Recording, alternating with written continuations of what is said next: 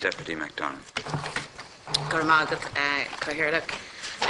And just to welcome the witnesses here this morning. Mr. O'Brien, can I just to pick up on your last statement, the difficulty, of course, is that you have cited a savings for the budget of 113 million arising from medical card probity, as you put it.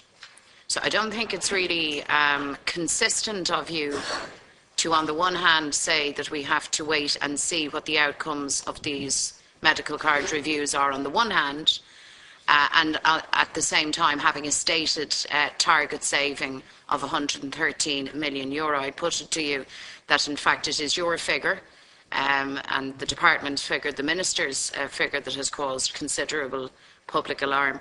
Can I ask you how you landed on the figure of 113 million? The CNAG referred to your own research, which indicated a range of possible savings through probity.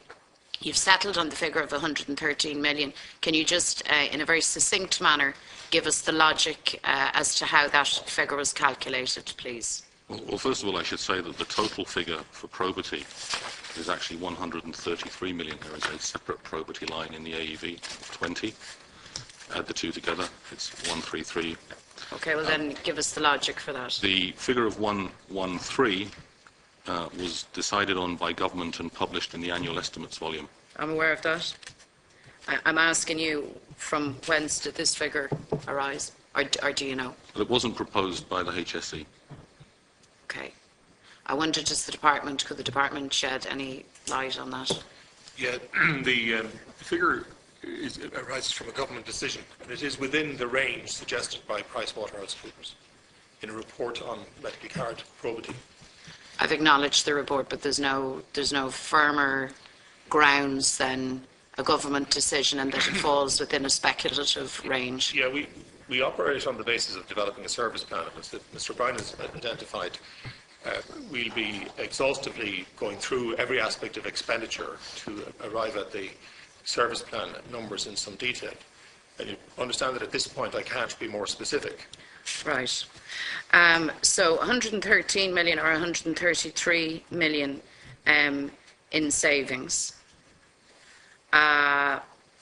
is what is speculated, and it's essentially, notwithstanding the report, which is a projection, there's a level of speculation, it's not a perfect science, but that is the target for the cuts to medical cards, in addition to what has already happened. Target for cuts. It's an estimate of what might be obtained as a result of a probity exercise. Of probity. Okay. It doesn't change eligibility, and it doesn't come pre-cooked with a target for the number of people who should lose eligibility. Thank you. Because there are no eligibility changes. Well, can I just suggest to you that setting a target like that, or having a figure like that handed down to you, is the very definition of pre-cooking an outcome. Brings me to my next point, because a number of you, Mr. Hennessy, Mr. McLaughlin, indeed yourself, Mr. O'Brien, have been at pains to emphasise that there is no change in qualifying criteria for a medical card, and specifically around a discretionary medical card. You have all cited Section 45 of the 1970 Health Act, and have underscored the fact that that legislation is what determines whether or not a card is awarded. And I have no argument with that. But can I just move from the general to the specific and put a specific case to you? The specific individual is a 5-year-old child called Katie Connolly. She's from Douglas in County Cork. She has Down syndrome. She has been turned down on assessment for a renewal of her medical card, which she had, as decided in line with Section 45 of the 1970 Health Act, since birth. She has Down syndrome, she has asthma, she has a heart condition that needs to be monitored every 2 years, and she's recently been diagnosed with juvenile arthritis.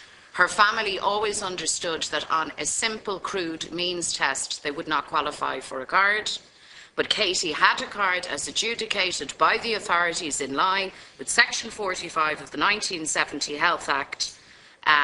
She had that card. She does not any longer have that card. She has no GP visit card. She has no card. So my question to you is simply this. In this specific case, where this child was judged to qualify for a full medical card on one day, and then is now judged not to qualify for any medical card, the legislation hasn't changed, the child's conditions have not changed, the family needs have not changed. All of those are constants in the scenario. So I put it to you, notwithstanding what you've said here, and you're dancing on the head of a pin, frankly, to say it, the one thing that has changed is the policy applied in respect of how eligibility is interpreted. So can you explain to me, whichever one of you, Mr. O'Brien, Mr. McLaughlin, Mr. Hennessy, or any of you, how is it that Katie, aged 5, finds herself now with no medical card? Chairman, can I make it absolutely... I would like to know that. Yeah, can I make it absolutely clear there has been no policy change from my department in respect of this matter. Now, a lot of the confusion arises because we're caught by the legal situation. I think, Chairman, in the earlier discussion, you've raised issues that are now prudent and proper for the committee to take forward and have government make decisions as to whether they want to provide medical cards to people who have illness, as distinct from having regard to what's in the law at the present time. And I need to be very clear about that. We're dealing with the legislation. My department has to operate within the policy framework that government has set on this. But there is no, and I repeat again, there is no direction from my department other than to facilitate people who need medical cards on hardship grounds. Mr. McLaughlin. Can I finish, please? I think it's important for us to understand and bear in mind. Mr. McLaughlin, please do me the courtesy, because you are in fact addressing my questions, and we are being called for a vote. Yeah, but through the chair. No. Sorry, if you don't mind, I'm leading the questions. If you would demonstrate a level of courtesy, I would appreciate it. The fact of the matter is, in this case, and this case is representative of many cases, this child, in accordance with the established law, was adjudged to merit a medical card, a full medical card. I've read out the child's medical position under the 1970 Act. Under that same legislation, the view is now that she does not qualify. Now, the child hasn't changed, the family's circumstances haven't changed, the law hasn't changed. So you are either telling me, Mr. McLaughlin, that this child had illegally obtained or been granted a medical card, or the only other conclusion that a reasonable person can arrive at is that there has in fact been a policy change, and that you and your colleagues in the HSE are moving heaven and earth to try and disguise or conceal that fact. You can continue, because we'll keep going till after the vote. Deputy McDonald, so you have time to continue. Okay. Mr. Deputy McDonald, who was your question directed at? But in the first instance, Mr. McLaughlin, because he's been the most vigorous exponent of the fact, or proponent of the fact, that there has been no policy change, which I can tell you will leave Katie Connolly's mother and father somewhat gobsmacked. Well, Chairman, I'll allow my colleagues from the HSE to deal with this specific case, but I want to make it clear there has been no policy change. But I must return to this other Might just, Chairman, direct your response to Deputy McDonald. Deputy McDonald, I've already indicated that there is a view here that clearly represented politically by a number of politicians that we should move to eligibility on the basis of medical status and assessment. That's not provided for in current legislation. And if the political system wishes to do that, that's a matter for them. I'm only simply reiterating that there has been no change of policy in respect of discretionary medical cards. And I want to assure the members of the public out there that anybody who feels they're entitled to a medical card or needs a medical card, they should talk to the HSE. Mr. McLaughlin, and I don't wish to be confrontational at this hour of the day with you, but that is just so patently not true. The law has not changed. The law is in existence since 1970. Katie is 5. That makes her date of birth in 2008. She was granted that medical card with due regard and in accordance with that very piece of legislation. The judgment was, given the seriousness of the child's medical conditions, the complexity of them, the lifetime nature of them, notwithstanding the parents' income, that this child warranted a full medical card. And yet, She now finds herself in a situation where there's no medical card cover at all. She's not even getting a GP cover. Now, the legislation hasn't changed, the child hasn't changed, the family hasn't changed. The only variable in the scenario is policy. And I'm not accepting from you, with the greatest of respect to you, Mr. McLaughlin, your assertion to the contrary, because it would make not just myself but this committee appear utterly foolish if we were to simply accept that line. That's not true. And the reason for it, and let me go now from the particular to the general, the reality is that the 6,324, was it Mr. Burke, who were found not to be eligible, who had enjoyed discretion, I would imagine if we were minded to do a forensic trawl of each and every one of those cases, that we would most likely find the same scenario arise. People with serious illness of a long-term nature who were granted medical cards under the legislation by the same authorities, who find themselves now in a position where they have no medical card cover.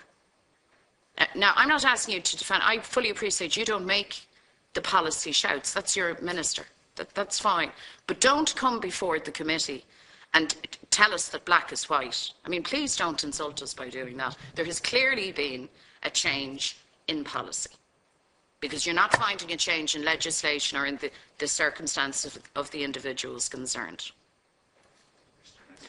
Hopefully, Chairman, I can try and explain and clarify the position on that. I won't discuss the particular family, if that's okay. Even though we are in discussions with the family and with a number of others as well who are in similar circumstances, and we're happy to do that, by the way. And thankfully, the number of those is quite small, but they are there, and there's no point in denying that they're not. So the question, I think, essentially here is what has changed? How were people qualified and granted a medical card and not now? No. When there doesn't appear to be a significant change in certainly medical circumstances, even though there can be changes, by the way, in financial circumstances which need to be taken into account. And it relates to a point earlier that all cards are subject to review. Directly. Your answer, Mr. Okay, sorry, Deputy. All cases are subject to review, and there are actually changes of circumstances that are taken into account by deciding officers and by the medical officers who are examining the cases on a case-by-case basis. So what has changed? What we had, obviously, in the pre-PCRS time was a lot of local schemes being administered on a standalone basis by and large, and that was something we came in for very heavy criticism for from the political system and from the Ombudsman as well at the time. And the essence of it was a sense of bewilderment, quite honestly, how somebody could get maybe a medical card in Cork and they couldn't get one in Kilkenny, or could get one in Donegal and they couldn't get one in Wexford. And we had to deal with that, and we obviously did, in a way that established a standard, consistent system of application with a single rule set and a process for assessing hardship in a consistent manner with standard operating procedures. All of the good practices, essentially, that you'd expect in a statutory national scheme from a public body. So we now have that in place, and the consequences of that change are throwing up the type of cases that you refer to. As I say, thankfully they're quite small, but we are working with each of those to try and provide supports around them. Mm-hmm. And one of the things that has become very clear to me in talking to the medical officers, by the way, is that they actually do take into account the fact that people are qualified for other services, such as the long-term illness card, for instance, in this particular case, and sports under the Disability Act, which can be quite significant in some instances as well, for everybody, irrespective of whether you have a medical card. Can I just say to Mr. Hennessy, here's the difficulty with all of that, and I appreciate that the process was centralised. God knows we had many a session here and the backlog and the delays, and fortunately that appears to be resolved. I also appreciate the fact that it makes, of course, rational sense to have standardised procedures and to have a standard and a transparent approach. So I'm not gainsaying any of that.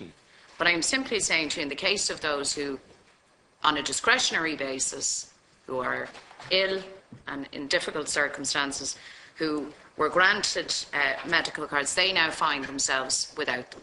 Some 6,324 of them. And I would really be interested, I know it would be laborious, but I for one would be very interested to see chapter and verse, almost case by case, in respect of those people, because as the Cathaoirleach has said, in our, if you like, frontline politics, in our constituencies, and this is happening right across the state, all of us have the experience of people coming forward with serious long-term illnesses who had discretionary medical cards, who now no longer have them, and who have no card at all.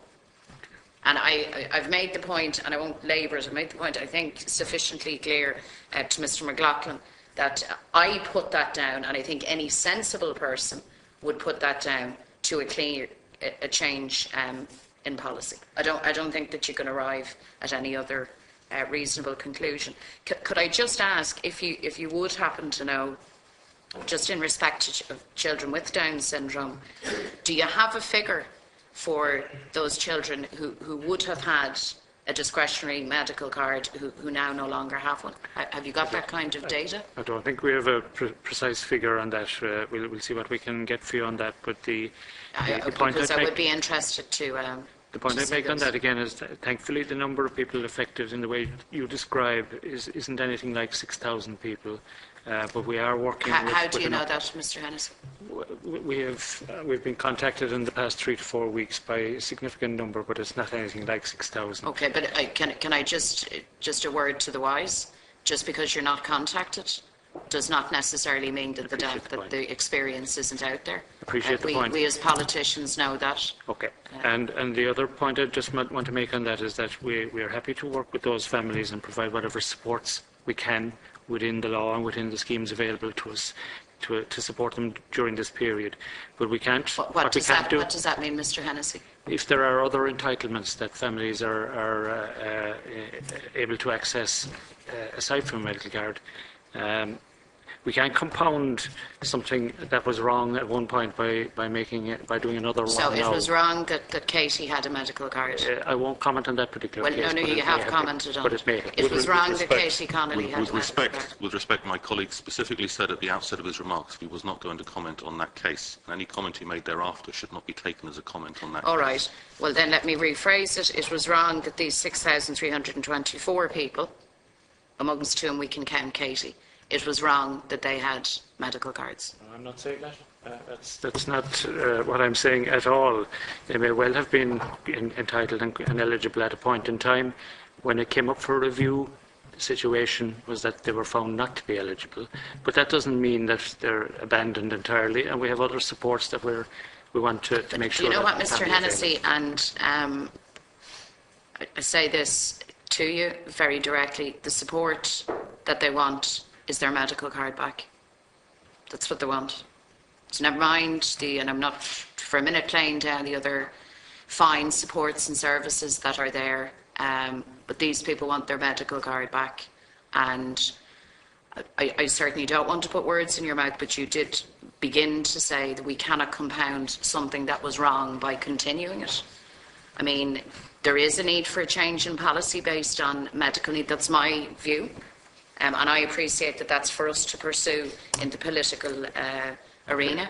But I think it's very disturbing when you have a situation with no obvious change in the law, no obvious change in people's circumstances, that one day they're eligible for a card and the next day they're not. And you can appreciate, I'm sure all of you, the kind of distress, because you all live in the same world as we do, the kind of real distress that causes for people and for their families. We're reeling off numbers here, naturally, because you're a big organisation and you deal with a big budget and large numbers, and we're reeling off numbers here. These aren't numbers. This is real stuff that's happening to people. So essentially, again, Deputy, the ultimate change that was made here was a centralised system to process this, which now delivers a service in a fair, equitable, consistent manner, and that unfortunately wasn't the case before that. Not making any judgments about people's entitlements at a different point in time, and it is a fact that circumstances do change. That's the point of reviewing cards. Well, We can pick I up on just maybe, because we're not going to have a meeting of minds on this, and I think I've made my position clear, but, you know, if the language of probity and efficiency and centralising things for reasons that are entirely reasonable, when the consequence of that is thousands of casualties, and I consider them to be casualties of that, I think you have to look at it again. And let me repeat, nothing has changed legislatively in terms of people's medical circuit. What has changed is policy, and that's down to the Minister. Deputy McDonald, that's might for come him. to a conclusion, but we need to suspend for half an hour.